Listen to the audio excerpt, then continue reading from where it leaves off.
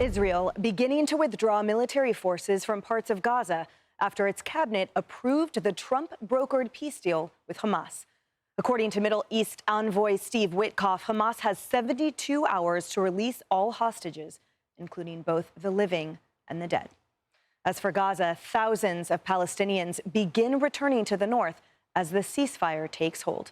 Hello, everyone. This is Outnumbered. I'm Emily Campagno, and joining us today, Molly Line, Fox News correspondent, Tommy Lahren, co-host of The Big Weekend Show and host of Tommy Lahren is Fearless on Outkick, Nicole Saphier, Fox News contributor and board-certified physician, and David Asman, Fox Business anchor. Now, this is what the ceasefire looks like. Thousands of Palestinians are heading north, returning home after 2 years of war begins to wind down.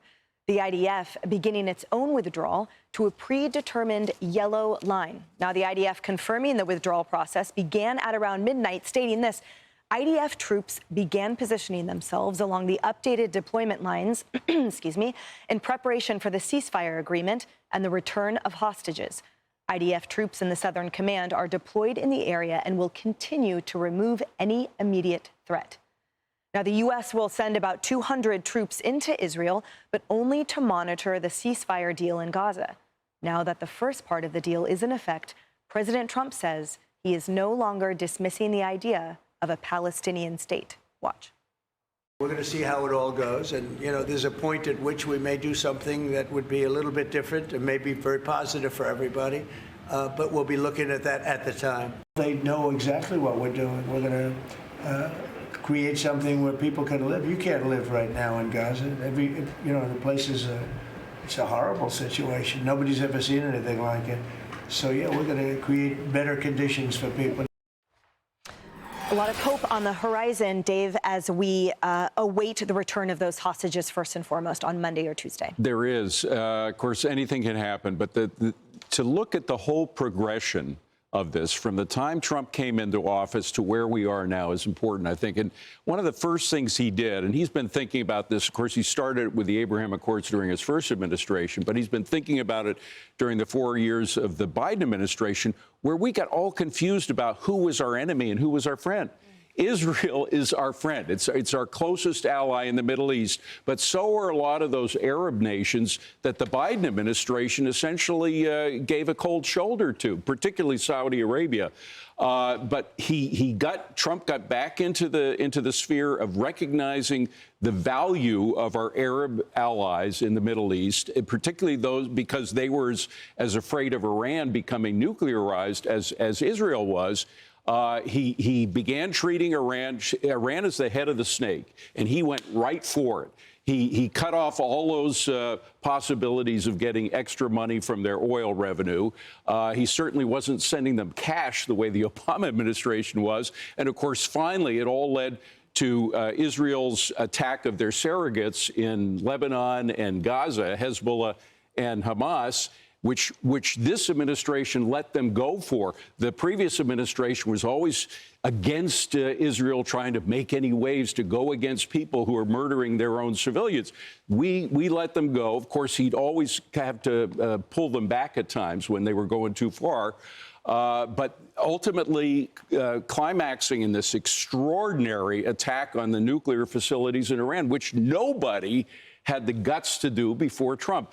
Some people say they didn't have the ability to do it with the U.S. forces in bad shape. But all of this has led to the peace deal. I mean, before you have peace, you have to argue from a position of strength. We were arguing from a position of weakness, not just for the Biden administration, but for the Obama/Biden administration, because they were all doing exactly the wrong things, giving help to our enemies and giving a cold shoulder to our friends. And Trump completely turned that around. And here we are. That's right. And the argument, too, Molly Line, is that he emboldened his advisors and his team, his phenomenal team, to do the same, which is leverage their existing economic and professional relationships going back decades via Steve Witkoff, Jared Kushner, et cetera, so that they can come to this mutually agreeable solution rather than having this siloed approach in past administrations, which is ignoring the integrative economic factors and ignoring the region's interest in peace, ignoring the region's acknowledgement that Iran was a blight in their entire region for decades. So it seems that in the past, it felt that these announcements were symbolic, but yesterday it certainly felt that for once and finally it was substantive. Yeah, some great points. And David, I think you have a great point. And earlier this year, when President Trump made this, historic economic trip throughout the Middle East and developed those relationships, and all of that added up to potentially where we are and what we hope to see in the coming days. I have the heart in the throat moment waiting to see these hostages come home, 20 living hostages potentially being reunited with their families. That alone is a remarkable achievement. But we can't act like this isn't all about the economics, the relationships that have been built, that President Trump did the second he got into office and made these historic trips. And he had offered all along the road, these opportunities for Iran to rejoin the world economy. The carrot, the stick, if it doesn't go his way, he's willing to act. And the messages that he's sent since he's gotten into office have certainly led people to understand that he means what he says. And Tommy, in the celebration, rightly so, with still bated breath for the return of the hostages, I argue that notably absent from all of the celebration are all of those Democratic lawmakers, for example, who have been shouting for ceasefire for the last 2 years, as well as the media, who seems to find it difficult to acknowledge that this president achieved something historic. But notably, the Wall Street Journal columnist Peggy Noonan, who's often a Trump critic, she says that the president should have gotten the Nobel Peace Prize, or at least the credit for the peace deal, writing this, quote, "Give it to him. Give him your applause," she says. Sometimes pessimism reaches a point of moral error. Sometimes hope is the only realistic approach. What are your thoughts? It's not hard to root for peace. We would think we could all be joined in that. This is a peace president. He's proved it over and over again. I know we're going to talk about this later, but the First Lady's speech today also doing great things that others have promised and she has acted on and advocated for. But going back to your initial point, where are all the ceasefire now folks in the streets, the Queers for Palestine, the very angry students on college campuses who camped out and who barricaded doors in the name of supposedly free Palestine, the Palestinian people, the people of Gaza? They should be celebrating today. We've seen a lot of footage of actual Palestinians celebrating, right? Even celebrating President Trump. So I would assume if you truly believe in peace and you truly believe in the concept of free Palestine or the Palestinian people, then you should celebrate this. But we haven't seen them. We haven't seen them celebrating. We haven't seen them giving this president any credit. So it's hard to come to any other conclusion other than their rallying cry, their battle cry for free Palestine and Gaza and the people that were supposedly victims of genocide was disingenuous at best. That's right. It's deafening. Silence is deafening from Rashida Tlaib and the entire group over there.